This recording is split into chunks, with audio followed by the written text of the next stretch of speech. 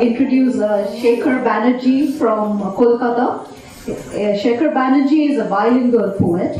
He has 3 collections of poems and a monograph of an Indo-Nepal border tribe to his credit. His poems in English have been published in some of the major literary journals and in India and abroad. Lately, he has been selected as the author of the month by Setu, a bilingual monthly journal published from Pittsburgh, USA. He considers poetry as a spurious medicine which, if administered sincerely, can cure even the diseased. So, over to you, Sekhar Banerjee. My thanks to Gayatri and Anju for inviting me to this eclectic mix of poetry, conversations and music. And believe me, I have started liking the place. And this is my first time in Pondicherry and Auroville. And second thing is quite amazing that I didn't expect to meet a monsoon again. And I have started liking the weather perfectly. The name of my first poem is Scheme of the Post Office. Most of these poems I will read from the Postman series. Scheme of the Post Office. In spring, I try to catch butterflies in their midday sleep. They uneasily flit. Disowned letters flutter everywhere. They breed in a forest of jamun trees, and words die here very slowly and merge with our scheme.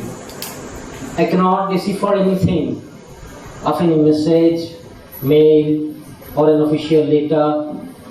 At night, I sincerely touch a postman's original grief. I look around, the horrible mist, trees, stillness, my shoes. I watch movement of clouds. On every bumpy cloud, I send a butterfly to the supervisor of the post. Do we have a permanent address? Yes or no? Ask the butterflies, the envelopes and the jamun forest. Butterflies nonetheless fleet. I know familiarity brings almost nothing. There must be some greater scheme of the General Post Office. Maturity. From the hills I lift my dome tent, an appendage of my scheme, and go eastward to the tired towns. Reasonably far, I carry my tent everywhere, office, park, and even to my bedroom and the mayor's parlor. Time is now chasing every particle of dust suspended in mid-March here, because the adult dogs converse in secret languages this time of the year.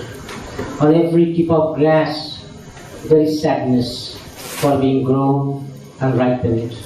Maturity is an annoyance.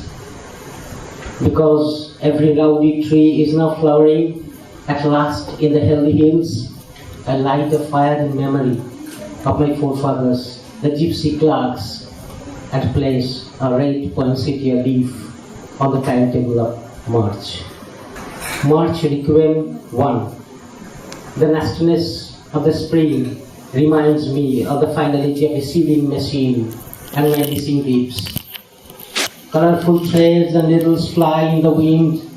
Is it at all a practical thing? I asked Mr. March, the man, the superstar, in disguise of a fruit and flower vendor, as if it is a sewing box, opened too early, too soon, even when the morning looks almost like Al Pacino, and we have every night a constellation of the newly sewn moons on our wrinkled pillows. March week went to.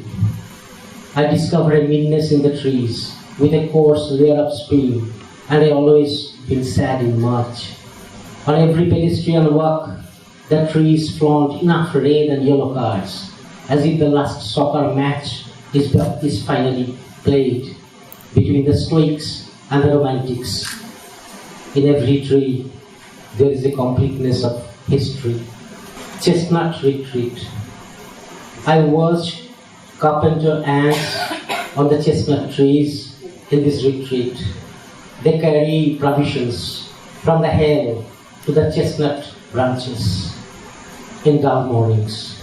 They are as cunning as we are. Don't they have any confusion? I asked the doubtful trees. Nowadays, every organ in my body is an individual. I walk like the French Revolution, and I hear the drops of scarlet perfume in an empty opera house. I see an iron mask on a tree, and the working of my limbs, untiring like a giant lead machine. They're busy in deciphering the futility of every movement. I try to identify each organ one by one.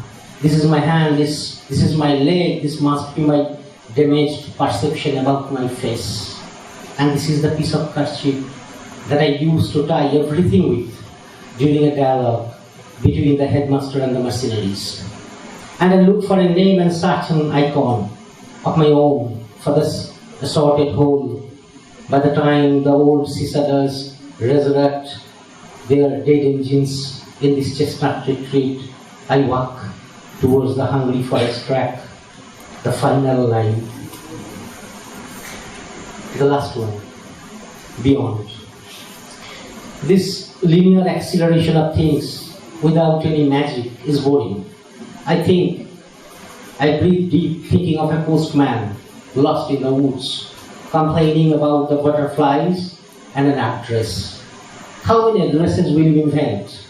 From the manholes in hallucinations to the blind alley at Borrowing next. The destination is now dead. Nothing anymore feels the same. I feel, therefore I am, standing alone in the forest, looking for the postman. Thank you.